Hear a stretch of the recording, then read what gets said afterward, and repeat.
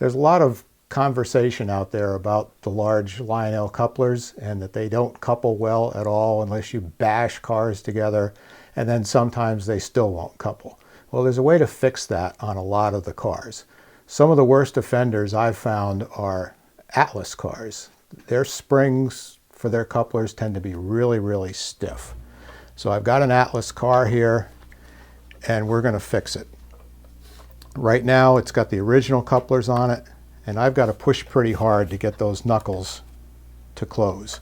I've had them where it's almost impossible, even with your thumb, to close the couplers, but it's a quick and easy fix. This is the product that we use. It's a 400E-103 spring. It's actually the pre-war part that held the screws on the front and rear trucks of the 400E Lionel standard gauge steam locomotive. They're available from any of the post-war and pre-war parts suppliers. I paid 25 or 30 cents a piece for them. The highest I've ever seen them is 50 cents a piece. We're going to take one of these springs, so at most that's 50 cents, and we're going to fix this car with it. We cut the spring in half. Just take your cutters, put it about in the middle, and now we've got two of them. We're ready to go. Take a small Phillips screwdriver,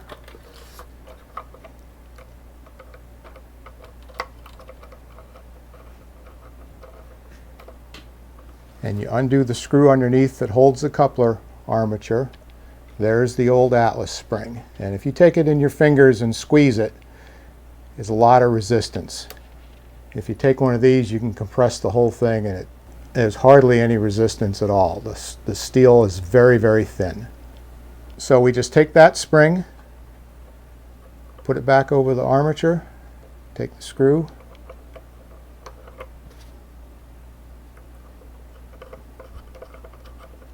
put it back in, and there we go. And now we've got a car that takes very little force to close that knuckle.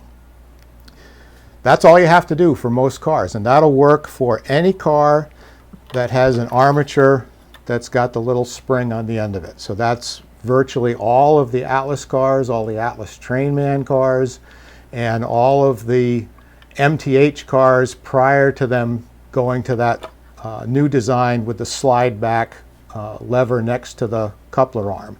Those, by the way, function really well. They seem to couple well. You don't have to do anything to those. The only other thing that I do to cars sometimes is I'll test them for closing the knuckle. This one closes nice and smoothly. Sometimes there'll be a little bit of a grab when it gets almost closed, and that's an imperfection in the casting. So all you have to do to fix that is come down, lift the armature away, get it out of the way, and take a small square profile pointed file. And you just go in where that pin rides, and it takes about 3 or 4 swipes on that angled part of the casting, and you'll clean off the little nub that's on the front end of it, and that's what was causing that coupler not to close well. And once you do that, then it'll close perfectly smoothly.